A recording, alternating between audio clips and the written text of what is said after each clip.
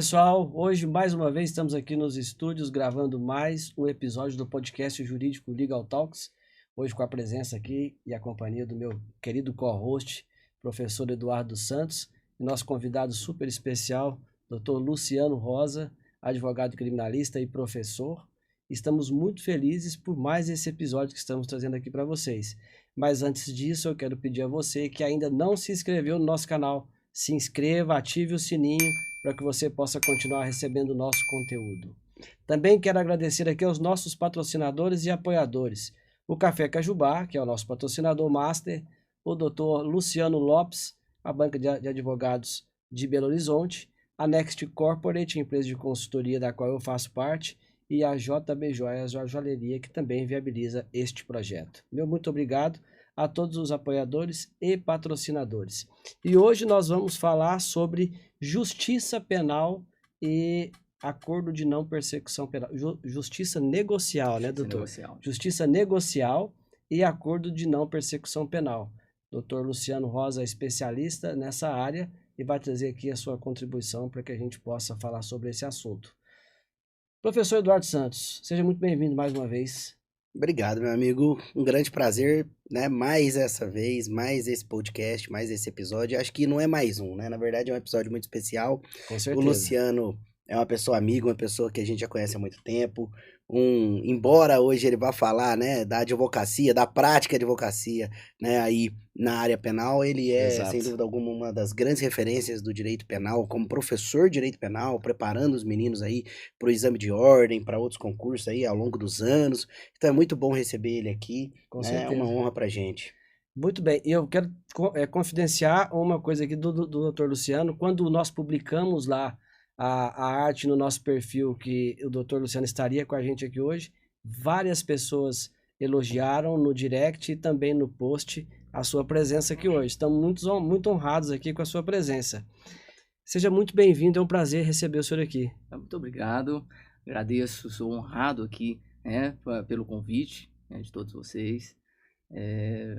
Agradeço, né, ao professor Eduardo Santos, né, que já conheço já tem tempo também, nessa labuta, Estamos ficando né, velho. de professor, né, de advogado, né. Estamos ficando velho. O José Humberto, colega, né, também na advocacia, que já conheço também já há algum tempo. Então agradeço muito o convite, espero poder contribuir com algo aqui, principalmente dentro da minha área prática, né, profissional, que eu já milito aí já tem um tempo, né, acho que desde 2000, né, 24 anos aí que já milito nessa área, sempre na área criminal. Então fiquei feliz pelo convite para poder trazer algo aqui que vem acontecendo na prática que muitas das vezes a gente não encontra em livros, né? Com certeza. Com certeza. Algo assim preocupante. Tem coisa que não pode nem colocar nos livros. Não, né? Não pode nem colocar nos livros. Né? E muito preocupante. Eu estou preocupado. Manda prender a gente. Exatamente. Mas nós estamos aqui num local de debate jurídico totalmente democrático, com liberdade para a gente fazer as exposições aqui. Obviamente, nós temos certeza da sua contribuição aqui hoje. Tá. Se os senhores deixam eu falar tudo, eu vou falar muita coisa. Fica à vontade, fica à vontade. Antes da gente começar nos temas principais, eu quero apresentar aqui brevemente o currículo do Dr. Luciano, advogado criminal, especialista em Direito Penal Econômico pela Faculdade de Direito da Universidade de Coimbra, especialista em Compliance pela Faculdade de Direito da Universidade de Coimbra, também, especialista em Processo Penal pela Faculdade de Direito Damásio de Jesus, associado ao Instituto Brasileiro de Ciências Criminais, autor de artigo sobre acordo de não persecução penal na obra Estudos sobre Lei Anticrime, publicado pela editora essa aqui, Tirant Leblanc. Tirant Leblanc. Eu não sou bom de francês, então vocês me ajudem. Muito bem, muito bem, muito bem. E já fica aqui, depois nós vamos mostrar o livro aqui, vamos deixar a dica para que vocês possam também adquirir a obra. E hoje nós vamos falar especialmente sobre justiça negocial e acordo de não persecução penal e processo penal. Eu estou muito animado com isso porque eu gosto muito dessa área. É uma das áreas também de estudo meu. Eu também tenho especialização em direito público, que envolve o direito penal. E eu confesso que na prática eu vejo que as coisas não funcionam muito bem como está na teoria. E a gente quer que o senhor esclareça isso para nós hoje aqui. Uhum. Eu quero começar esse episódio perguntando para o senhor o seguinte: o que caracteriza a justiça penal negocial? E como ela se diferencia do modelo tradicional punitivo? Tá. Então vamos lá. É interessante que eu comecei a advogar bem nesta área em que não existia justiça negocial, né? Então, quando a gente fala, né, nesse procedimento tradicional, a gente está falando, de obedecer ao devido processo legal, buscar a todos os princípios constitucionais, como produção de provas, contraditória, ampla defesa. E nisso a gente pensa em produção de provas testemunhais, periciais, para buscar ali uma absolvição para o nosso cliente. E foi surgindo com o tempo, que já existia nos Estados Unidos e foi surgindo aqui no Brasil, a tal da justiça negocial. Que a justiça negocial, na verdade, é o quê? O nome já diz, negocial. Existe um negócio, um acordo entre a parte, no caso o investigado, e o Estado. Então vai existir um negócio entre o Estado, um acordo entre o Estado e o investigado.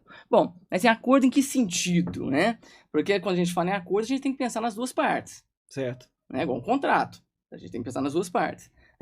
Bom, em acordo em que sentido? Acordo em que você confessa a prática do crime, você explica ali como que ocorreu a prática do crime, você repara o dano que você causou, e você vai estar livre de um devido processo legal. Você vai estar livre de um processo penal, onde teria audiência de instrução, onde teria oitiva de testemunhas, onde teria uma sentença, recursos, etc.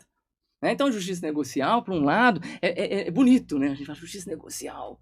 Então, nós vamos fazer um negócio com o Estado, onde a pessoa arrependeu, de repente, olha, eu estou arrependido da prática do crime, vou devolver tudo que eu peguei, vou reparar todo o dano, e simplesmente vai estar ali extinta a minha punibilidade. Então, realmente é muito bonito quando a gente vê aqui na teoria sobre justiça negocial. E a justiça negocial, eu estou dando um exemplo aqui de um acordo de não persecução penal, mas nós temos outros mecanismos de justiça negocial. Claro que a NPP hoje é o que mais se fala, mas nós temos o primeiro que surgiu, foi na Lei 9.099/95, que foi o quê? A suspensão do processo e a própria transação penal. Se você pega a suspensão do processo, que está no artigo 89 da 9.099, dava-se possibilidade do juiz suspender um processo. Claro que existem os requisitos, pena mínima até 1 ano, mas simplesmente suspende aquele processo durante um período em que você vai ficar lá reparando o dano, você tem que comparecer, por exemplo, no fórum todo mês, mas ao final está extinta a punibilidade. Legal, suspensão do processo é muito válido, principalmente porque a gente estava falando ali de crimes com pena mínima até 1 ano. Crimes menores, menor potencial ofensivo. Isso, não justificava eles, realmente um processo exemplo, formal longo, exatamente. Custoso. Se a gente pega, por exemplo, o furto. O furto tem a pena de 1 a 4 anos. A pessoa que comete um furto, pena mínima de até 1 ano, é cabível suspensão do processo. Então quer dizer que eu posso furtar, porque não, mas se você a impressão que se dá é essa, né? Depois eu vou lá e negocio e tá tudo bem. Exatamente. Então a pessoa furta, com a pena mínima até 1 ano, cabe a suspensão do processo. Então assim, começou aí, com a Lei 9.099. Aí surgiu também, dentro da Lei 9.099, a própria transação penal. A transação penal é o quê? Olha, ao invés de ter um processo também criminal, aí é específico para os crimes de menor potencial ofensivo, que são com pena máxima até 2 anos, nesse tipo de crime de menor potencial ofensivo, ao invés de ter um processo, olha, paga uma cesta básica que não haverá processo contra você. Então tem uma audiência de conciliação, onde é proposta a transação penal pelo Ministério Público, normalmente a parte aceita, e aceitar a transação penal não quer dizer que ela esteja confessando o crime, é um benefício, não pode ser utilizado esse aceite da transação penal para uma justificativa de uma ação civil, por exemplo, mas ela também faz parte de um negócio que você faz com o Estado. Então, quando surgiu na Lei 9.099 esses 2 mecanismos, a própria composição dos danos civis também, que é um outro mecanismo também na 9.099, em que você já resolve os problemas cíveis dentro da criminal, Né? Ao invés de Perfeito. entrar com uma ação de indenização, já vamos fazer o seguinte, já vamos pagar aqui tanto para a vítima e já finaliza uma ação civil. Não, todos os mecanismos muito bons, muito aceitos, né? E aí funcionaram bem até agora. Funcionaram muito bem. Tanto é que, quando a gente fala em juizado especial, quando eu tenho alguma causa de juizado especial, normalmente se resolve na audiência de conciliação. Né? Bom, e aí eles começaram a ampliar esses mecanismos. Né? E começaram a ampliar com quais mecanismos? Colaboração premiada e acordo de não persecução penal. Né? A colaboração premiada veio primeiro. A colaboração premiada seria o quê? Né? Seria algo, não é o meu objeto aqui ficar falando sobre colaboração premiada e mais sobre a ANPP, mas o que é colaboração premiada? Você colabora com as investigações, com algo que a autoridade policial ou o próprio Ministério Público não tenha, algo novo, né? Faz alguma delação, você vai ter algum benefício, que pode chegar à isenção de pena. Maravilhoso. Eu estou com clientes assim que a gente fala, olha, vamos colaborar porque nós vamos receber aqui uma isenção de pena é muito melhor. Porque o que eles já têm de investigação contra você, a possibilidade de condenação é muito grande, vamos fazer uma colaboração premiada para a gente tentar ganhar uma isenção de pena. Excelente. Só que haverá um processo, isso deixa bem claro, na colaboração premiada tem um processo, ele continua o processo, tá? Vai ter audiência, aquele que você delatou vai poder contraditar, é óbvio, delatado tem que contraditar, né? Então ele vai poder contraditar, e uma vez que realmente verifique que você colaborou, isso foi homologado em juízo, você pode ter isenção de pena.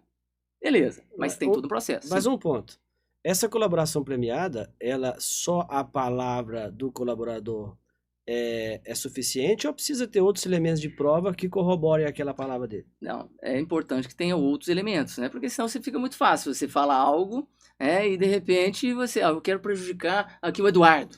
Ou apenas quer se livrar. Vou prejudicar o Eduardo, hoje que eu vou prejudicar o Eduardo. Chego lá e falo, olha, eu quero contar aqui com o Eduardo, eu preciso levar algo. Ou às vezes só quer se livrar e inventa alguma coisa para poder se ver livre, né? Ó, trouxe algo importante, que nem existe, mas trouxe algo importante. Exatamente. A gente viu, inclusive, algumas dessas coisas naquele processo da Lava Jato, né? Aqui, sem entrar em parâmetros políticos de esquerda ou de direita, mas nós vimos casos absurdos que forçaram delações, prenderam lá, inclusive esse é o caso mais absurdo de todos, eu acho, que prenderam a esposa do Eduardo Cunha, não que eu esteja defendendo o Eduardo Cunha, que eu não tô nem recebendo para isso, mas prenderam a esposa dele e depois sequer a processaram, né? Exatamente. Então, para forçar uma delação, então realmente era algo, acontece em alguns casos absurdos, né? Essa é uma outra pergunta que eu quero fazer para o doutor Luciano, mas vou deixar ele concluir o raciocínio dele. Tá, e muito bem, então já teve um mecanismo ali de colaboração premiada, excelente, foi um mecanismo também, foi um ganho, apesar de com a Lava Jato, já que você está citando Lava Jato, surgiu algo assim, onde criavam-se, só para você ter uma noção, na época da Lava Jato, eu tenho essa sentença aqui, eles colaboraram de tal forma que falou assim, olha, você vai pegar uma pena de 5 anos a gente sabe que é regime semiaberto, mas vai ser regime aberto para você. Quer dizer, contraditou a lei, mas a colaboração premiada vale tudo. Você pode reescrever a legislação penal e processual. Aí eles tiveram que modificar, teve que surgir uma lei para modificar, falando assim, olha, vem cá, vocês têm um parâmetro, é a lei. Calma aí, vocês não podem inventar algo contrário à lei. Né? Muito bem. E aí veio, né, aí com o pacote anticrime, é claro que já o ANPP já começou a surgir, no próprio conselho do Ministério Público já começou a surgir o ANPP, hoje com o pacote anticrime já vem a previsão expressa no artigo 28A do CPP, então já está expresso aqui a previsão do acordo de não persecução penal. E o que é esse acordo de não persecução penal? Bom, que faz parte da justiça negocial. O nome diz, acordo de não persecução penal. Você vai fazer um acordo com o Estado onde não haverá processo. Tá, mas como funciona esse acordo? Tem requisitos, é óbvio, né? O primeiro requisito aqui que a gente tem que verificar é com relação à pena. Todo crime cabe um acordo de não persecução penal? Não. Tem que ser crimes com pena mínima até 4 anos. Quando eu falar até assim, inferior a 4 anos, né? Com 4 anos não, inferior a 4 anos. Então você pega um crime, por exemplo, de que tem pena de 4 a 8, não cabe a NPP, tem que ser inferior a 4 anos. Ok, então o primeiro requisito. Então não são crimes assim, como por exemplo um crime de homicídio de 12 a 30. Então, primeiro, Tem que ele ser sem estipulou... violência e grave ameaça, né? Hã? Tem que ser sem violência. Sem violência e grave ameaça. Esse é o segundo requisito. Isso. Então, primeiro, pena mínima inferior a 4 anos. Excelente. Segundo requisito, não pode ser crimes com violência ou grave ameaça. Claro que a gente fala em violência ou grave ameaça, a gente fala em crimes dolosos, tá? Crimes culposos caberia, mesmo que tivesse violência, vamos falar aqui, né? Caberia aqui o acordo de Perfeito. não persecução penal. Nem faria sentido não incluir o crime culposo, né? Exatamente. Muito bem. E aí, até aí, tudo bem. Então você pega, por exemplo, um crime de lavagem de dinheiro, em que caberia que esses requisitos com a pena mínima inferior a 4 anos, excelente, acordo de não persecução penal. Tá, mas aí vem um requisito que, a meu ver, foi um requisito que está criando um grande problema na prática. Que é o quê? Que chama a confissão aqui formal e circunstanciada dos fatos. Como assim, confissão? Aqui exige-se a legislação que haja a confissão do réu sobre a prática do crime. Bom, e qual é o problema disso? O problema disso é o seguinte, aí eu já vou começar, eu já posso nesse momento já entrar com algum, você vai fazer alguma pergunta, mas já entrar em alguns casos práticos. Eu queria, antes da gente entrar nos casos práticos, queria fazer 2 perguntas. A primeira, que eu acho que é uma dúvida, não só porque o nosso público tem um público técnico, que são os advogados e advogadas, certo, e o pessoal do meio jurídico, mas tem também a sociedade em geral que às vezes tem dúvidas semelhantes. A primeira dúvida é a seguinte: por que existe o acordo de não persecução penal, sendo que nós temos a suspensão condicional do processo e a transação penal? Né? É óbvio que excluindo essa faixa de pena, que seja de 2 a 4 anos, que caberia aí o acordo de não persecução penal e não caberia os outros institutos. E se há alguma preferência pela transação penal e pela suspensão condicional do processo e não do ANPP nesses casos que couberem esses outros institutos? Boa pergunta. A prioridade é a transação penal e suspensão do processo. A primeira coisa que se analisa é o cabimento desses institutos. Tanto é que tem aqui um artigo que fala não é cabível a NPP se já for cabível transação penal, suspensão do processo. Perfeito. Então, quer dizer, ele é subsidiário. Primeiro tenta-se esses mecanismos. Perfeito. Da suspensão do processo e da transação penal. Tá? De novo, esses mecanismos, a questão da pena, foram mecanismos criados em 95. Na Lei 9.099 de 95. Já vão fazer 30 anos ano que vem. E eles viram que começou a funcionar, tá funcionando ali dentro dos crimes de menor potencial ofensivo. Funciona bem até hoje, né? Funciona bem até hoje. E quiseram estender isso agora para crimes mais graves. Estou falando de lavagem de dinheiro. Lavagem de dinheiro, nós estamos falando de lavagem de dinheiro, talvez eu tenho clientes de lavagem de dinheiro envolvendo milhões. Qual que é o interesse do Estado? Uma pessoa que praticou uma lavagem de dinheiro. Qual que é o interesse do Estado? Que seja reparado esse dano. Aí nós temos um problema seríssimo nesse negócio de lavagem de dinheiro, né? Que vai envolver outras questões, mas é sério. Por exemplo, cabe a NPP, né? Mas o crime de lavagem de dinheiro exige um crime antecedente. Que às vezes não é nem um crime, é uma contravenção penal. E aí coloca-se lavagem de dinheiro e se torna um monstro de pessoas que às vezes lavaram R$1.000. E os que têm milhões de dinheiro lavado, ele pode fazer um acordo de não persecução penal. Exatamente. Fica tudo no mesmo bolo, né? Então, é uma coisa... Exatamente. Então, assim, respondendo a sua pergunta, assim, o que eu entendo do legislador é que ele quis estender um benefício que estava dando certo para crimes de menor potencial ofensivo, ou mesmo crimes, pensando na suspensão do processo, que não necessariamente são de menor potencial ofensivo, mas que tinham uma pena mínima de 1 ano, até 1 ano, quer dizer, uma pena pequena, para outros crimes em que a pena seria um pouco maior, pena mínima inferior a 4 anos, que pudesse abranger o exemplo de uma lavagem de dinheiro e uma reparação de dano. Eu acho que assim, a ideia do Estado, e isso eu vivenciei na minha prática, aí, isso já aconteceu muito por meio de pressão, prende a pessoa está acuada, vem cá, vou propor um acordo de não persecução penal. Você quer? Mesmo se você quiser, você abusivas. confessa a prática do crime, eu te solto aqui, você vai sair. Você tá preocupado? Você vai sair. Só que você tem que reparar o dano. Isso não é uma prática de tortura, doutor? Total. Nós estamos falando do instituto que facilita a tortura psicológica, moral. Psicológica. Eu tenho até 2 pontos aqui, Zé, que era o seguinte. A primeira é o seguinte, você falou no começo da sua fala, eu achei bem interessante, que primeiro surgiu no Ministério Público, né, no âmbito lá do CNMP, por meio de uma resolução, a NPP. E aí depois isso foi para a legislação, né? Na época eu me lembro que houve um grande questionamento do surgimento do Instituto por meio de resolução, né? Porque, de certa forma, a gente sabe que a legislação, o artigo 22 da Constituição, exige que seja, por lei, né, a criação de qualquer norma de processo penal, Exato. né? Eu me lembro até que fiz um parecer na época para uma banca de advogados sobre a inconstitucionalidade da resolução, né? Mas depois acabou vindo o pacote anticrime e colocou isso na legislação. Mas esse ponto que você acabou de levantar sobre a ANPP tá sendo forçado literalmente, né? Primeiro prende, depois tá aqui o ANPP. Isso já acontecia bastante nas delações, né? A gente visualizou isso nas delações. A Lava Jato talvez tenha difundido isso pelo Brasil, e aí todo e qualquer juiz passou a fazer isso. O mesmo que se fazia na Lava Jato passou a ser feito em outros lugares, a ser replicado por outros lugares.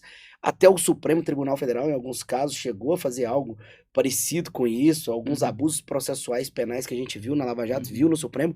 Até aqui em Uberlândia, eu não sei se, né, eu não sei se você pode falar, mas eu posso, né? Nós tínhamos um promotor, né, cuja barba era muito parecida com a minha, que fazia muito isso, né? Forçava, prendia parente dos outros e mandava, né, delação, e era desse jeito. Depois teve que anular um monte de coisa, porque, né, ou seja, se institucionalizou o abuso, seria isso? Essa é a minha pergunta. O abuso foi institucionalizado por essas duas ferramentas, pela delação e depois pela ANPP, ou você acha que tem salvação esses institutos? Então, quando era resolução, o abuso era muito grande. Então, quando tinha só uma resolução, que era algo assim, não estava na legislação federal, né? Então o abuso era muito grande. E eu vivenciei isso na prática. Você está dando um exemplo aqui, né? Eu estava lá, né? E eu presenciei, né? É a pessoa assim, extremamente acuada, algemada, a família assim, totalmente sem saber o que estava acontecendo, a pessoa presa, algemada, sem saber o porquê também, né?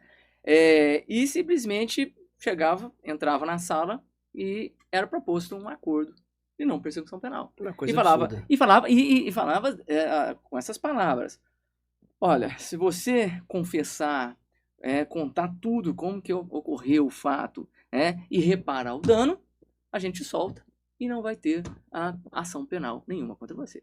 O que a pessoa vai fazer? Você vai aceitar? Você está desesperado? Você nunca foi preso? Uma pergunta aqui dentro dessa. Falava assim, né? Você tem que... Se você confessar... Mas isso aqui eu já ouvi de outros advogados. Em alguns casos não dizia exatamente o que precisava ser confessado. Ou seja, se você confessar isso aqui... Se você me der essa pessoa na sua delação, isso acontecia, acontece como que é? Sim, mas sem dúvidas, acontece demais, né? Então, aí eu já vivenciei... Não era algo voluntário, então. Eu já vivenciei isso mais, né? De situações em que você... aí onde eu chego, aí vem a defesa, né? Não, você quer saber sobre o quê? Então me dá os autos para poder verificar do que se trata, a gente poder verificar o que a gente pode contribuir ou não. Mas eu preciso dos autos. Não, olha aqui, ó. Tá aqui os autos para você analisar. Não, mas vem cá, vocês ficaram quanto tempo investigando e com os autos? Agora simplesmente você vai me entregar para ver alguns minutos, me inteirar sobre os autos? Não faz sentido. Não, eu não quero. Dessa forma, vamos fazer o seguinte, meu cliente vai ficar em silêncio. Vamos exercer o jeito constitucional de ficar em silêncio. E disso, o Ministério Público, dando exemplo aí, que você já falou, entrava em desespero, né? Porque, assim, bom, o que eu queria era, na pressão, descobrir algo que muitas vezes eu nem tinha na cabeça, né? Que eu tinha apenas conjecturas. Eu achava, né? Eu queria que ele explicasse tudo ali, e de repente, a gente fica em silêncio e acaba derrubando. Então, eu consegui, muitas vezes, em defesa nesse sentido, arquivar, inclusive, um procedimento investigatório criminal, um PIC, do Ministério Público, justamente porque ele prendeu para obter provas, para descobrir o esquema, e realmente nós ficamos em silêncio, porque nós não tivemos o direito ali de acesso aos autos, né? Mas, então, respondendo sua pergunta, principalmente em colaboração, eles acham, falam assim, ó, eu acho que aquela pessoa, principalmente quando envolve político, eu acho que aquela pessoa está envolvida, então vem cá, me dá essa informação. Eu quero essa cabeça, eu quero essa aqui. Informação. Exatamente. E aí vem o quê? Você vai sair da prisão e, melhor, você vai ficar isento de pena. Olha, quem não aceita isso? Pressão em cima de familiares também chega a acontecer? Vou dar um exemplo. Vou dar um exemplo. Teve um caso de um cliente, né? Ele foi preso, e aí aquela questão, né? Você é preso, te chama, o Ministério Público te chama, e você pensa que se você falar tudo, você vai sair. Isso é um ledo engano. Você achar que você vai falar tudo e vai sair, né? Por isso que hoje, normalmente, eu adoto a linha de ou ficar em silêncio ou já levar as declarações todas por escrito. Sim. Tá? Mas muito bem, né? O que acontece? Então, nesse cliente que eu tive, né? Ele foi marcado lá a oitiva dele e antes dele ser ouvido, o Ministério Público liberou ele conversar com a família. Então, ele estava preso mais ou menos uns 2 dias, 3 dias, a família sem poder vê-lo, né? E aí, não, eu vou deixar você vê-lo. Isso meu cliente contando, falou assim, deixa eu ver minha família e tal. E palavras do meu cliente, Luciana, eu, como homem, seguro a bronca sozinho, né? Tô lá preso, beleza. O problema é a família lá de fora. Com certeza. Né? E aí ele chegou e falou assim, que quando foi conversar com a esposa dele, antes da oitiva dele, a esposa chorando e tal, desestabilizou ele emocionalmente, em que quando ele chegou lá pra oitiva, ele falou assim, eu vou falar tudo que precisar de falar. Olha como que existe uma artimanha de você colocar a família, né? Que emocionalmente vai desestabilizar aquela pessoa para você conseguir... Que ela possa aceitar qualquer condição. Isso já não houve uma pré-conversa com a família, algo... Ah, sim. Né? Ah, sim. É. E aí, conclusão desse caso, que a pessoa esclareceu tudo que ele esclarecia, que não obtinha a resposta que ele queria, ele falava assim, não é isso que eu quero saber. Não é isso que eu quero saber. Não, eu quero saber isso aqui. Aí falou, mas eu tô te falando isso aqui. Não, mas não é isso que eu quero saber. Né? Enquanto ele não obtinha a resposta que ele queria, o Ministério Público, ele não parava de fazer perguntas. Ele não queria a verdade, ele queria a verdade que ele achava que era. Então chegou num ponto que foi gravado, foi um silêncio. Falou assim, o senhor tá achando que é o fulano de tal? Então então. Absurdo, né? Então. E como é que coloca uma declaração dessa nos autos, dessa maneira? E aí, conclusão? Tudo que ele falou, explicou, tá? Pergunta se adiantou alguma coisa para defesa. Nada, teve denúncia, né? Ainda pegou tudo que ele falou, ainda para piorar a situação. Usou contra ele. Por isso que, assim, são artimanhas que a gente tem que analisar. Né? Então, de novo, a questão do ANPP, onde há uma pressão por meio de prisão, ou uma pressão, porque hoje, já há um tempo para cá, diminuiu a quantidade de prisões. Veja que aquelas operações diminuíram. Só que hoje está na moda outra coisa. Vocês chutam? Que não seja prisão? Mas talvez seja pior? Retenção de passaporte, de quê? Não, pior. Não, é bloqueio de bens. De contas. Bloqueio hoje de a moda é essa, bloqueio de contas. Bloqueio de bens. Eu quero fazer uma observação aqui a respeito desse negócio de bloqueio de bens. Que eu recebi o doutor Sérgio dos Anjos aqui, lá de Brasília, e ele faz muita defesa de grandes operações, e ele estava com esses casos também lá. E foi bem na época daquela operação que prendeu os bens do Gustavo Lima e da Deolane Bezerra. Verdade, cara. Foi bem na época. E o que é a conclusão que a gente chegou? Que eles estão usando isso, né, como um mecanismo de pressão para obter qualquer declaração daquelas pessoas e envolver outras pessoas até, como no caso do Gustavo Lima. O que acontece? Logo depois disso, a semana passada, se não me engano, salvo erro, a justiça autorizou, mesmo sem conclusão de processo em andamento e tudo mais, acho que nem tem processo, é inquérito ainda, autorizou o uso dos veículos que foram apreendidos pela polícia. Nossa.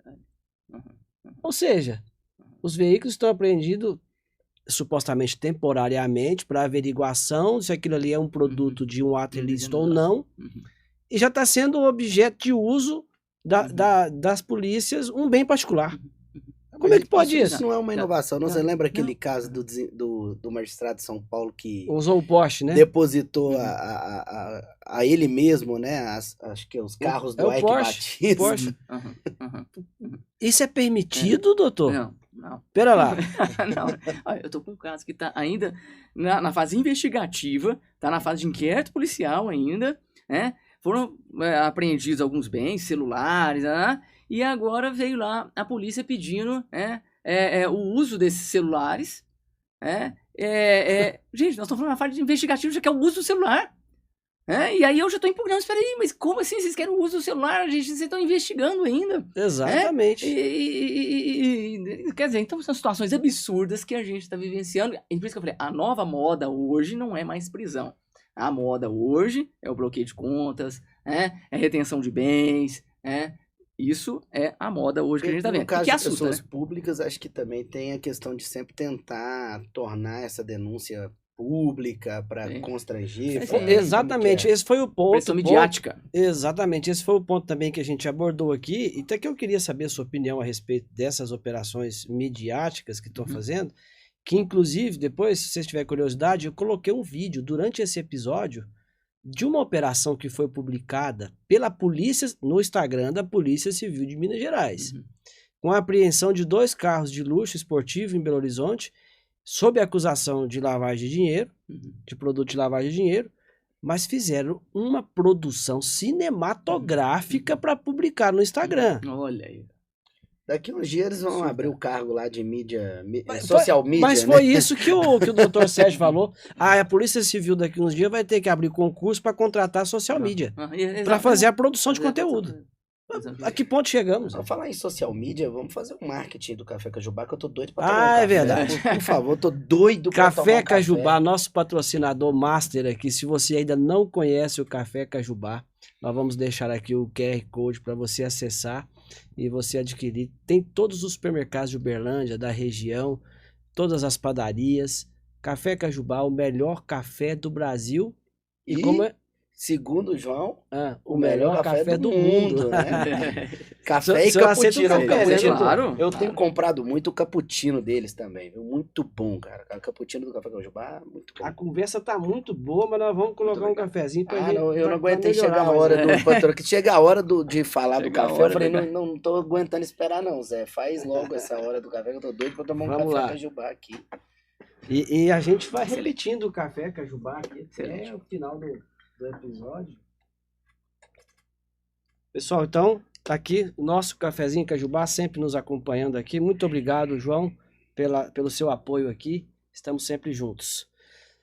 Professor, isso é como diria Boris Casoy, um absurdo. Não tem lógica uma coisa dessa acontecer. Bem lembrado, Boris Casoy. Tem mais. Posso... Claro, total liberdade. Você não pode, você deve, né? Então eu falo tudo aqui, nós estamos aqui pra isso. E aí já acaba, então assim, vai ter que ir aos poucos, né? Por episódios aqui. Pode ficar à vontade. Tá, então vamos voltar aqui à questão da confissão, não é que é a minha preocupação. O que eu tô vivenciando na prática aqui? Vou dar um exemplo, sem citar nomes. Eu tive um cliente que estava lá sendo investigado por um determinado crime dentro da Justiça Federal, tá? Só para ter mais ou menos uma ideia do que ocorreu, é médico, ele e a esposa são médicos. Perfeito. E na época da pandemia, uma pessoa queria trabalhar e queria ser funcionária lá da casa deles, uma empregada doméstica. Eles falaram, não, nós vamos fazer a contratação, então, ok, vamos assinar a sua carteira. E essa pessoa alegou o quê? Não, olha, não pode assinar a carteira hoje, porque... inventou algumas desculpas, né? E ele falou assim, mas como não vai assinar a carteira? É importante assinar. Não, vamos deixar, porque eu estou no processo de separação. Então, ok. Então vamos deixar, a gente já assina a carteira daqui a alguns meses. Ok. Esse foi o erro dele, né? Tentou ajudá-la, a pessoa ficou lá uns 2, 3 meses, e a conclusão foi que não deu certo, ela saiu, foi demitida, tal. Ela entrou na justiça trabalhista contra ele, e descobriram que elas estavam recebendo um seguro-desemprego. Né? Então, elas estavam recebendo um seguro-desemprego, por isso que ela não queria que assinasse carteira. Né? Ela inventou uma questão de pensão alimentícia, não sei o que lá, que estava recebendo pensão alimentícia. Isso é fim, né? Muito bem. O que acontece? Aí ele descobriu sobre isso. Falou, mas você não falou nada sobre isso, né? Bom, aí ele pagou todos os encargos na trabalhista, ok, né? Ficou preocupado com relação a essa questão. E o juiz trabalhista falou, olha, vou enviar isso para a Justiça Federal para apurar. Muito bem. Chegou na Justiça Federal, me chamaram. Chegou na Justiça Federal, acompanhei esses 2 médicos. E eles falaram, a gente não sabia de nada disso. Né? A gente jamais iria fazer uma coisa nesse sentido. Bom, chegou o delegado. A hora que o delegado, nós sentamos lá, o delegado falou assim, O procurador normalmente propõe acordo na persecução penal, para esses casos. O senhor já aceita o acordo? Espera aí. Você não vai ouvir, saber a versão, né, sobre o que aconteceu? Né? Você não quer ouvir, né, ela explicar, né? Não, doutor, assim, aqui a gente isso aqui cabe acordo na persecução penal, então assim, a gente já vem e já propõe. O conforto assim, de não ter que fazer o trabalho devido. Exato. E falou assim, aí eu falei assim, mas vem cá, mas você sabe que um dos requisitos é a confissão, né? Falou, sei, então. Mas eles vão confessar uma coisa que eles não fizeram? Isso na delegacia. Exatamente. Aí eles falam assim, não, isso, hoje tem jurisprudência no sentido que não precisa confessar. Então, eu falei assim, ó, assim, nós não vamos confessar nada que nós não fizemos, tá? Então, faça o trabalho do senhor, que é a investigação, o senhor vai ver, né, que eles são inocentes. Bom, o que acontece? Você acha que foi feita alguma investigação? Não, foi feita cabe denúncia, a né? persecução penal. Mandou o procurador já veio lá, com uma proposta de acordo. Proposta de acordo era, olha, tem que pagar aqui tanto, de reparação de dano, e confessar formal e circunstancialmente a prática do crime. Aí o meu cliente me procurou. Luciano, e aí? Falei, bom, deixa eu explicar aqui o que é um acordo de persecução penal. Se você reparar esse dano, pagar essa quantia e confessar o crime, você não vai ter ação penal. Falou assim, tá, mas eu vou confessar uma coisa que eu não fiz. Exato. Eu vou confessar uma coisa que eu não fiz. Falei, bom, como advogado, assim, fica difícil fazer uma proposta dessa pro cliente. Tecnicamente falando, a minha opinião se você é inocente, vamos fazer a sua defesa. Exato. Aí ele falou assim, quanto tempo demora uma defesa dessa, assim? Falei, olha, pode jogar aí, até transitar em julgado, mais ou menos uns 8 anos. Vou ficar 8 anos pensando que eu posso...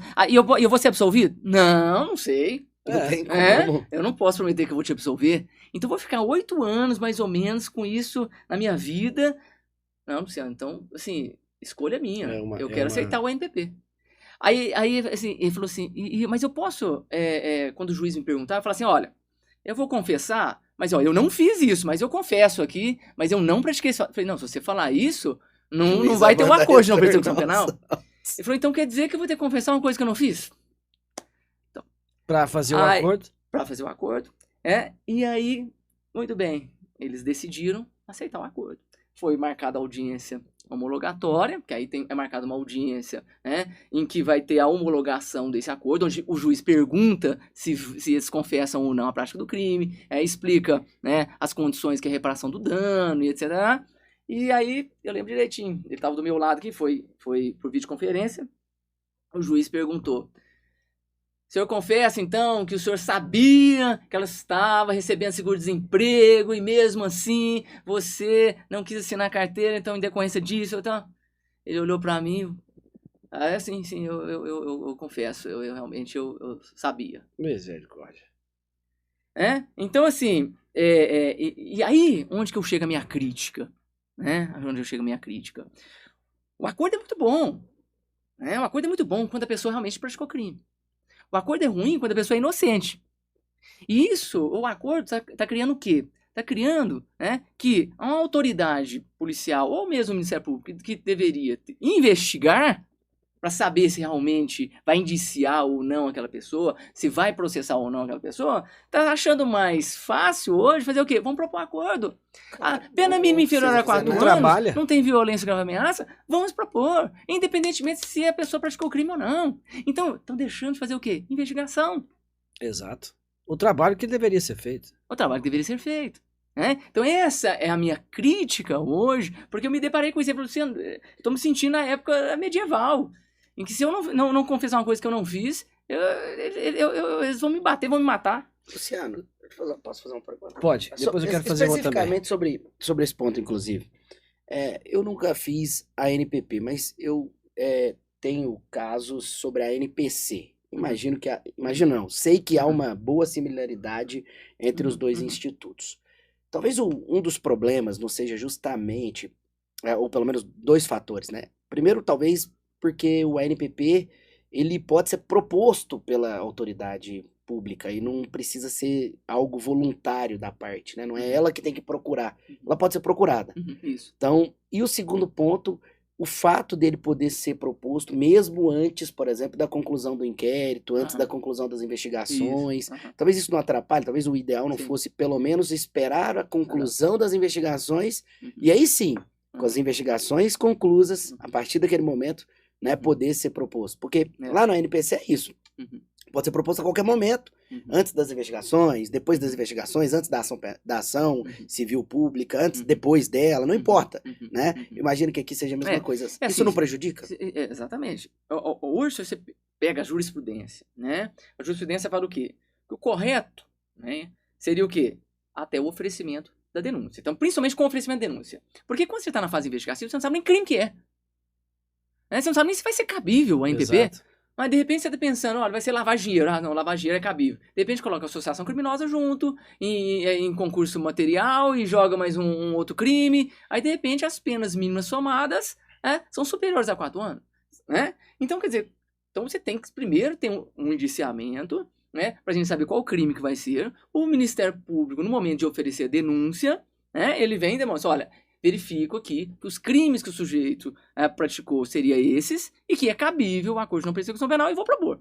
Né? Então, o correto seria o quê? No momento do oferecimento da denúncia. Quer dizer, antes de oferecer a denúncia, propõe o acordo de não persecução penal. Né? Só que hoje está criando-se o quê? Aí, de novo, é o interesse do Estado. Né? Está criando-se o quê? Já tive casos em que foi proposto o acordo de não persecução penal após a audiência de instrução. Após a audiência de instrução. Mas aí já caminhou bastante. Após a audiência de instrução. Né? Então, assim, como assim? Após uma audiência Quando de instrução... o promotor vê que os argumentos dele é insuficiente para uma condenação, aí para ele não perder o jogo todo, ele propõe um acordo de não persecução penal. Né? E hoje a jurisprudência está admitindo isso. O acordo de não persecução penal pode ocorrer durante todo o processo. Eu até não tenho problema com essa parte, para ser bem sincero. Acho que, mas o meu problema maior é o fato de se poder propor antes da conclusão das investigações. Aqui eu tenho um problema maior. Agora, durante as investigações, às vezes é mais confortável, especialmente na época que surgiu o Instituto, pôde pôr fim a uma infinidade de casos que já estavam tramitando e que às vezes eram passíveis de um ANPP, mas que não chegou a ser proposto na época porque não existia. Não existia. Né? Então talvez tenha esse lado mas você também. Você sabe o que eu chego à conclusão? E se eu tiver errado, o senhor me corrija, por favor? É o seguinte, o acordo de não persecução penal para aquelas pessoas que estão sendo injustamente processadas, ele vai trazer uma injustiça, porque ele vai ser obrigado a confessar um crime que ele não cometeu, como o seu exemplo, para que ele possa fazer uso desse acordo de não persecução penal. Já para aqueles criminosos que são realmente culpados, esse instituto favorece. Por ser um instituto despenalizador. E aí eu chego à conclusão de que isso favorece a criminalidade. Exatamente. Eu tenho clientes que, assim, as provas contra eles são muito grandes. Eu falo assim, cara, assim, nós vamos tentar anular alguma prova, né? Vamos trabalhar com a questão mais processual, porque de mérito, cara, não tem jeito. É mais difícil, né? Mas existe um instituto do acordo de não persecução penal. Exatamente. E na hora, eu aceito. Não aceito. Porque... Principalmente que de repente já tá com os bens bloqueados. Né? Então, assim, ele fala assim, cara, eu já tô com os bens bloqueados, eu não quero um processo penal contra mim, né? Vamos aceitar. Então, hoje a gente utiliza, para quem realmente praticou o crime, é maravilhoso, né? No sentido assim, vamos aceitar o NPP. Esse é o caso. O problema é para quem é inocente, que tá tendo que confessar a prática de um crime que não cometeu. E uma outra pergunta, que me veio à mente aqui agora. Para a suspensão condicional do processo e a transação penal, nós temos aí que, cumprindo aqueles requisitos que foram acordados, a pessoa volta a ser réu primário. E no ANPP? Também. Porque, com o fim, se ele cumprir todas as condições, vai extinguir a punibilidade. Né? Então, assim, não é uma condenação, não é uma sentença condenatória.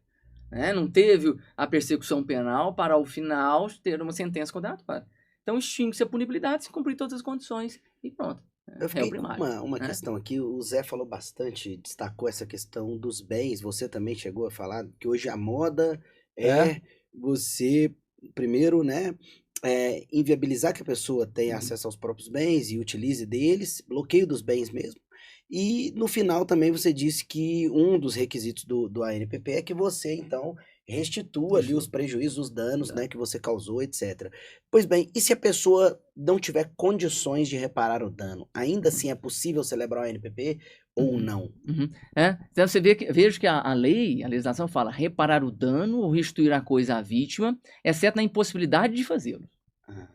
Exceto na impossibilidade de fazê-lo. Se for impossibilidade financeira, ainda assim é possível o ANPP. Sim, ainda é possível o ANPP. Tá? Então, assim... Até porque às vezes a coisa se deteriora. Sim. Às vezes é um dinheiro que ele pegou, mas ele já gastou todo o dinheiro, não tem como recuperar. Ou colocou no nome de uns laranjas. Tem demais. Nós temos alguns processinhos andando aí sobre isso. Um, dois, três milhas aí que eu diga, né? Mas aí, agora eu quero levantar uma outra parte aqui, né? Do que vem acontecendo também.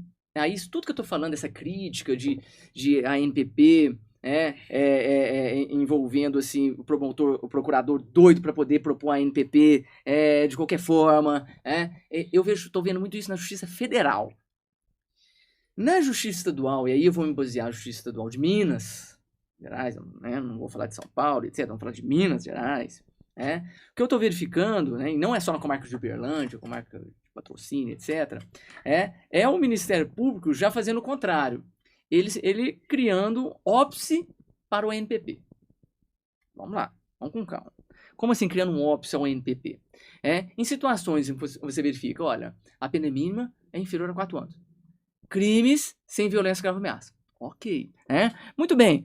Então, vamos lá, vamos continuar lendo aqui. Artigo 28 fala, não sendo caso de arquivamento e tendo investigado confessado formal e substancialmente a prática da infração penal sem violência ou grave ameaça e com pena mínima inferior a 4 anos, o Ministério Público poderá propor acordo de não persecução penal desde que seja necessário e suficiente para reprovação e prevenção do crime. Reprovação e prevenção do crime. Então, o Ministério Público, quando verifica pena mínima inferior a 4 anos, crime sem violência, grave ameaça, ele fala assim, não, mas eu não quero propor esse ANPP, eu quero que haja prosseguimento, que haja uma ação penal, ele vem e fala aqui, olha, mas esse acordo de não persecução penal não é importante para uma reprovação do crime. Olha que coisa mais subjetiva, reprovação do crime. Pode negar, não é direito subjetivo o ANPP. Não. Diferente lá da 9.099, que são direitos subjetivos, né? Mas aqui bate-se num requisito, né, que é reprovação e prevenção do crime, né? Então, desde que necessário a reprovação do crime. Tem algo muito subjetivo que acaba eles falando assim, não verifico aqui a possibilidade de ANPP devido a essa questão aqui de reprovação do crime. E aí outra, mais absurda ainda, que eu venho visualizando, é com relação ao momento da confissão. Eu já vi muito promotor aqui do Estado de Minas Gerais falando o seguinte, olha, de repente um cliente meu ficou em silêncio na fase investigativa, e quando o promotor vai oferecer denúncia, fala assim, olha, não vou propor acordo de não persecução penal, porque ele não confessou o crime na delegacia. Mas peraí. Mas a confissão na delegacia eu nem sabia do que estava sendo investigado. Na confissão tem que ser perante o juiz, na audiência própria para isso. E vem escrito isso. E aí, ele vem e fala assim, não, mas ele não confessou na delegacia. Gente, então, primeiro ponto. Na delegacia... Não tem contraditório para defesa. Isso, não tem contraditório para defesa. E outra, na delegacia eu não sabia nem qual crime queria colocar. E outra, a confissão aqui tem que ser perante o juiz. Tá? Aí, segundo ponto aí para mim, eu tenho que ler. Uma decisão aqui judicial. Fica à vontade. Eu vou ler uma decisão judicial aqui, vou explicar e vou ler a decisão judicial. A pessoa, como é que funciona o procedimento? Tem a fase investigativa, ok, aí vem o oferecimento da denúncia, o juiz recebe a denúncia e cita para responder a acusação. Então, quer dizer, o acusado ali, o réu, vai se defender. E nessa defesa, ele pode fazer o quê? Pedir absolvição sumária, que é o artigo 397 do Código de Processo Penal, arrolar testemunhas, etc. Chama resposta à acusação por escrito. Ok. Nesse caso aqui, atual, está sob julgamento, sob júdice. O advogado fez o quê? Fez a resposta à acusação, chegou e falou, olha, aqui é caso de absolvição sumária, o sujeito aqui tal, agiu por legítima defesa, sei lá, blá, blá, blá, E aí, mas preliminarmente, o advogado colocou assim, olha, cabe os requisitos do ANPP. Então, primeiro colocou a preliminar, cabe os requisitos do ANPP. Promotor, proponha uma ANPP. Se assim não entender, olha aqui, existe a possibilidade de absolvição sumária. Ok. O que o juiz veio aqui e respondeu? O juiz veio aqui e colocou assim, Entende-se que assiste razão o ilustre representante do Ministério Público, pois aí o promotor não quis propor para o NPP, pois uma das condições para a proposta do acordo de não persecução penal é a confissão do delito. Porém, a defesa do requerente, ao postular pela absolvição deste, caso o NPP não fosse proposto, contradisse ao declarar que este é inocente, inviabilizando a realização do acordo. Então, como ele exerceu ampla defesa na sua área agora? Chegou a sua área. Eu fiquei maluco aqui, porque o réu, a confissão é do fato, né? Não é do crime. Porque você confessa que você praticou a ação, sei lá, o fato típico, né?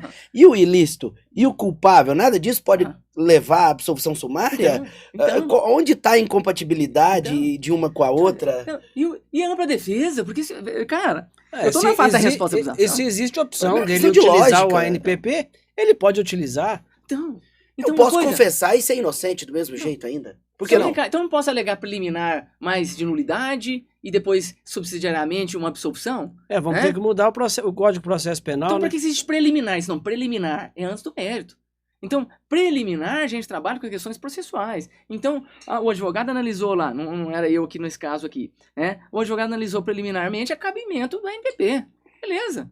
Agora, subsidiariamente, ele tem que aproveitar a resposta da acusação. A defesa, ele não vai falar nada de absolvição? Olha, exercendo ampla defesa, olha, existe possibilidade de absolvição. Aí até porque preclui o direito dele de exigir. Exatamente. Aí vem o juiz e fala o seguinte, não, não cabe aqui a ANPP, porque se ele está falando de absolvição, ele não está confessando o crime. Exatamente. Não, gente, então olha só, isso aqui é atual, é agora, desse mês. Olha como é que está chegando aqui o Instituto ANPP. Isso é preocupante para mim.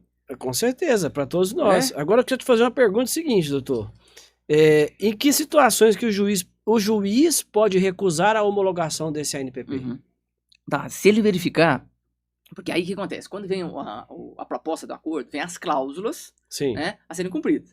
Reparação do dano, comparecimento periódico em juízo, talvez não só isentar-se da comarca, sei lá, tem várias condições que podem ser propostas.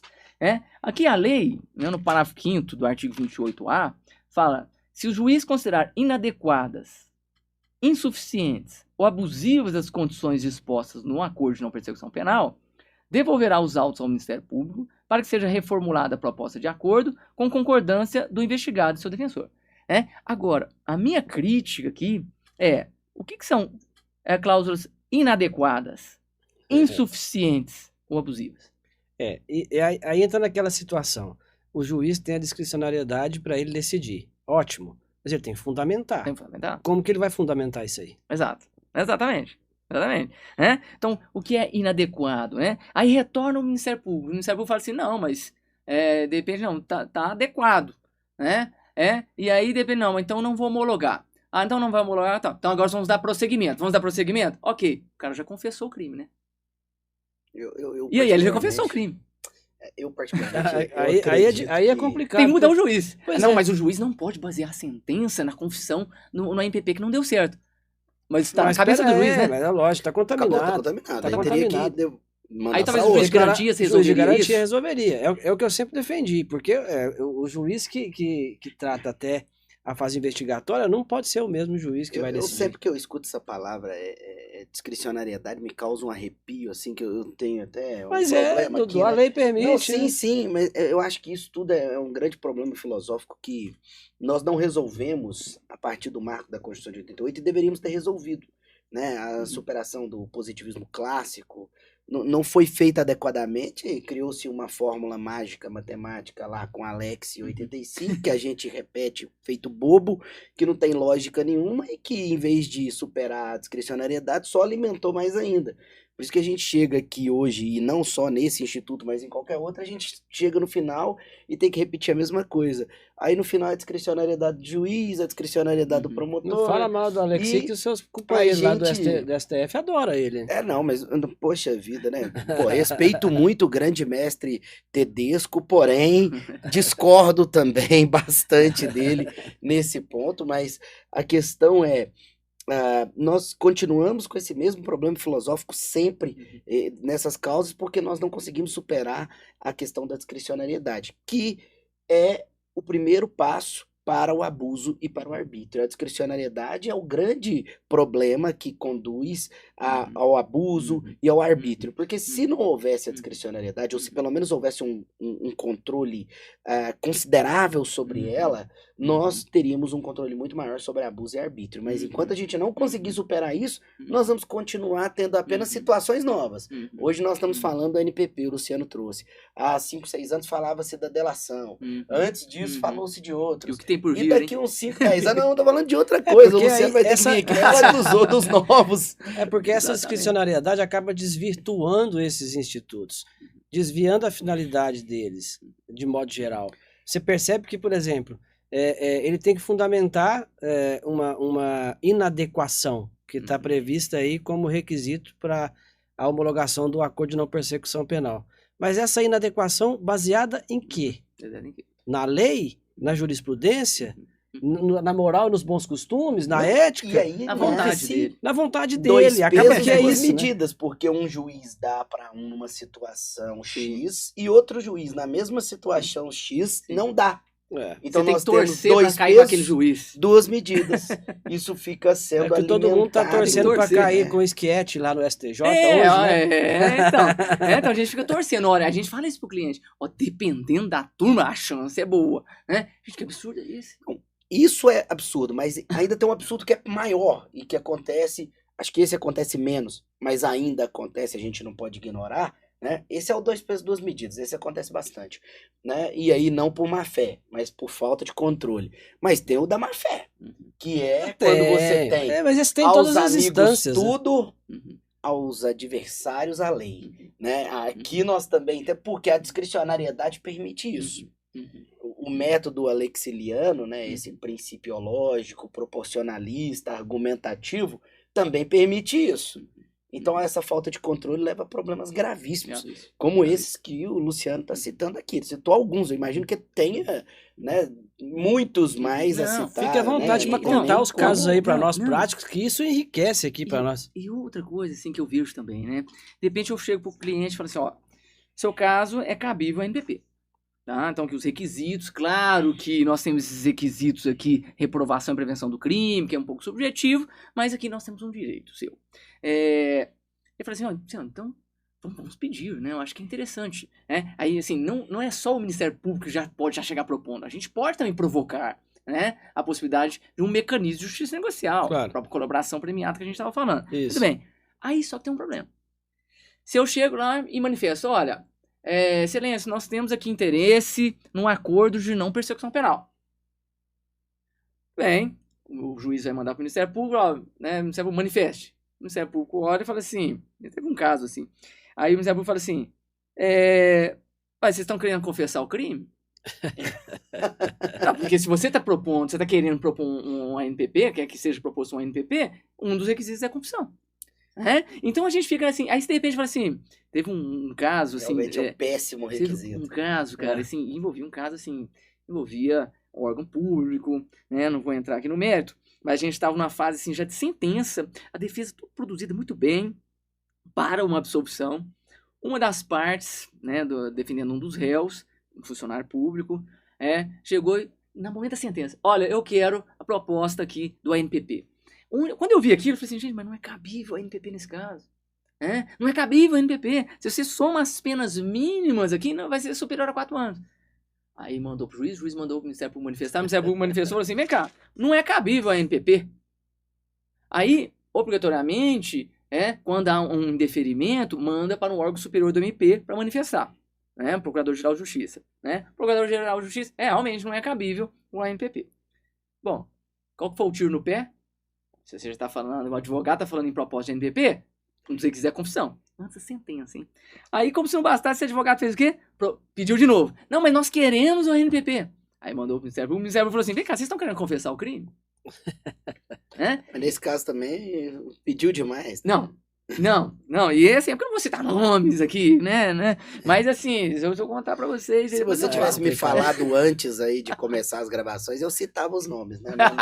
Não me falou antes. Se contenha. Você sabe que eu gosto de fofoca. Melhor não, todo mundo tá assistindo agora isso aqui, entendeu? Todo mundo tá assistindo. Você sabe que o nosso podcast agora tem alcance nacional. Então, Cuidado. não. Se eu não tivesse feito direito, eu trabalharia naquele programa do SBT lá de fofoca, como é que é o nome? Lá do Léo Dias, Cariúcha, vou fazer propaganda pra né? E eu quero fazer uma ressalva aqui, lógico, puxando sardinha pro nosso podcast, né? Essa semana nós alcançamos 75 mil visualizações das nossas redes sociais. Parabéns. Muito obrigado a todos vocês que estão compartilhando o nosso conteúdo, assistindo nossos episódios. E vou lembrar mais uma vez, se você ainda não se inscreveu no nosso canal, se inscreva lá, ativa o sininho e compartilha com os colegas para a gente aumentar o alcance aqui do nosso podcast. Professor, infelizmente estamos chegando ao fim. Eu queria ficar aqui a tarde inteira conversando aqui com o senhor, mas vamos marcar um outro episódio, né? E vamos trazer o Dr. Gabriel para fazer junto com a gente aqui, Sim, fazer um bate-bola legal aí, que é seu sócio lá, Sócio. meu amigo do professor Eduardo. E no final dos nossos episódios a gente faz um bate-bola com os convidados, para que as pessoas possam conhecer um pouco mais da intimidade. Eu sei que o senhor gosta de cozinhar, faz umas massas, posta lá no Instagram. Sangue italiano. Sangue italiano. Então, tudo bem a gente fazer essas perguntas? Claro. Então vamos lá. Qual a sua área jurídica preferida? A gente já sabe. Penal. É a penal. Religião tem? Católico. Católico. Time favorito de futebol? Flamengo. Flamengo foi campeão, hein? Em cima do Galo. Infelizmente, os atleticanos mais uma vez não ganharam. Você é cruzeirense, Zé? Graças a Deus. Né? Sangue azul na veia, né? Claro. Tá explicado. Tá explicado. Meus pêsames aos atleticanos. Um ídolo, caso tenha. Deboche aí. Um ídolo tenho. Dr. Antônio Cacheta Ribeiro. O doutor Antônio que isso, maravilhoso. Um dos que parabenizaram a sua presença aqui hoje foi o Neto Cacheta. Outro ídolo que eu tenho. Gente fina, meu amigo. Netão, gente boa demais. Eu tô tentando trazer o doutor Cacheta aqui para ele contar os causos jurídicos dele. O Neto ficou de viabilizar isso pra gente no início do ano. Vem junto de novo, né? O Neto teve aqui já, inclusive. Vem os dois, né? Então, eu tô tentando viabilizar isso, mas o Neto pediu para mim para deixar pro início do ano que vem. Então a gente tá organizando uma agenda pra gente trazer. Vai ser por favor, depois do dia 17 de janeiro, que eu estarei de férias até dia 17. Vou pensar no seu caso. Não me corte desse episódio, por favor. Um livro que o senhor queira indicar e que o senhor goste. Um livro de qualquer tema. Qualquer tema. Sim, um livro. Eu gosto muito da Montanha Mágica. Gosto muito da Arte da Guerra. Nossa, Arte da Guerra é uma quase unanimidade, né? Tem vários. Eu gosto muito de ler. Maravilha. Esses dois. Perguntar um livro para advogado é sempre uma coisa complexa. É muito, né? Um hobby. Cozinhar. Um filme. E uma série. Bom, filme. Poderoso Chefão. De novo, hein? De novo. Esse é o que mais bate. Esse é o meu preferido. Esse é quase imbatível. Aqui, esse é imbatível. Sempre aparece. De cada 3 convidados, um vai falar o Poderoso Aqueles que não assistiram ainda a trilogia do Poderoso Chefão, assista. Esse é o melhor, imbatível. Série Pablo Escobar. Narcos. Muito bem. Eu gosto dos dois. Nisso aí nós concordamos. A maior realização pessoal e a maior realização profissional? Pessoal, meu casamento, meus filhos. A realização, a maior construção que eu tive na minha vida. Profissional, a maior realização profissional eu poder, com 20 anos praticamente de profissão, conseguir êxito nas minhas defesas, no sentido de fazer o meu melhor trabalho.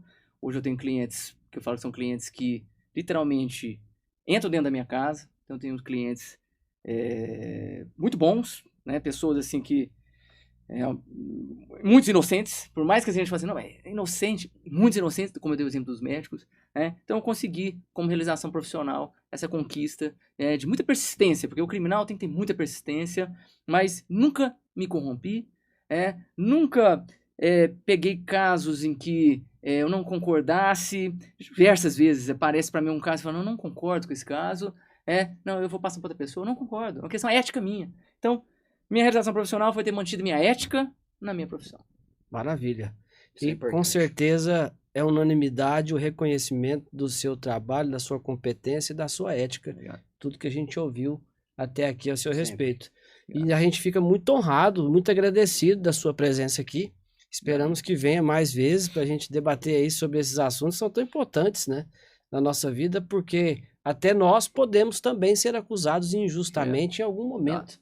Como diz os ministros do STF, só fala mal de advogado criminalista quem ainda não precisou contratar um.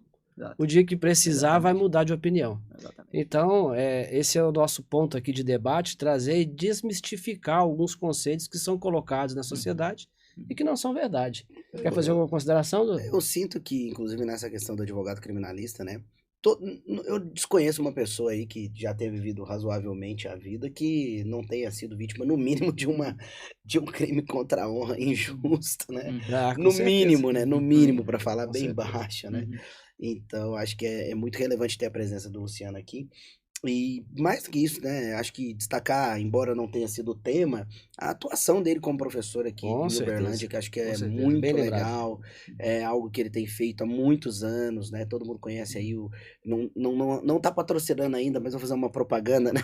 É o curso Luciano Rosa, Com certeza, né? Que é com certeza. muito relevante aí no cenário de OAB, especialmente a galera que presta a segunda fase em penal, a gente sabe do trabalho dele, então isso é muito legal receber ele Com aqui, é certeza. uma honra pra gente. Com certeza.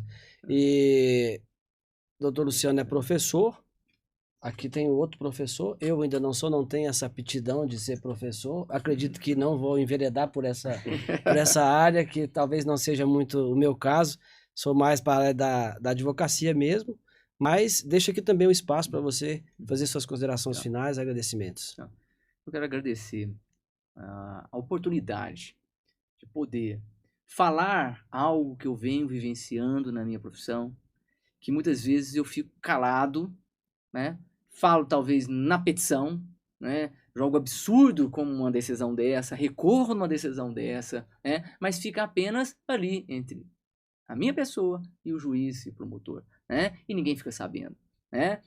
Então, e mesmo os livros que a gente lê, né? Então eu gosto muito de ler o livro, principalmente sobre esses Mostra seu assuntos. livro aí, o que a esse é o gente livro. esqueceu de mostrar. Vamos mostrar o livro. Estudo sobre a lei anticrime. Coordenado pelo Pêssego, né? Nosso querido amigo Pêssego. Vamos deixar Ótimo, aqui né? o livro e o link para quem quiser adquirir o livro. Vamos deixar aqui no maravilha. rodapé. Agradeço. E assim, e nos livros a gente não encontra realmente esses absurdos. Tá? Sim. Então, eu agradeço muito mesmo a oportunidade de eu poder falar aquilo que estava calado dentro de mim, e que eu precisava de alguma forma falar. E falar para a possibilidade de muitas pessoas ouvirem, né? Porque não adianta eu falar, talvez, no meu Instagram, talvez as pessoas não vão ouvir, né? Mas no podcast de vocês, eu tenho certeza que muitas pessoas vão ouvir, né? E acho muito importante as mensagens que eu estou deixando. Então, agradeço aos senhores. Muito obrigado mesmo. Estou à disposição sempre, o que os senhores precisarem aqui para poder esclarecer. Esse é o nosso interesse, abrir o espaço para que todos possam expor as suas ideias, as suas insatisfações, os seus aborrecimentos, né, Dudu? Porque todos nós temos. Advogado é aborrecido todo dia, né? Acho que o grande papel desse podcast é a democratização do conhecimento e do acesso à informação. Com certeza. E não estamos aqui para perseguir ninguém, muito pelo contrário, para apoiar aqueles que querem valorizar a advocacia. Então, promotores, juízes, desembargadores, aqui, inclusive, né, fiquem à vontade, são nossos convidados para vir aqui apresentar os seus pontos de vista e a gente debater com democracia, com a maior tranquilidade que a gente precisa ter aqui nessa posição. Excelente, parabéns. Doutor Luciano, muito obrigado mais uma vez. Dudu, muito obrigado. Mais uma vez, agradecer aos nossos patrocinadores e nossos apoiadores, o Café Cajubá, nosso patrocinador master, o Dr. Luciano Lopes, Banca de Advogados de Belo Horizonte, a Next Corporate, empresa da qual eu faço parte, e a JB Joias Joalheria, que também apoia este podcast. Se você não se inscreveu, inscreva no nosso canal, compartilhe com os colegas e ative as notificações. Muito obrigado a todos vocês. Até a próxima.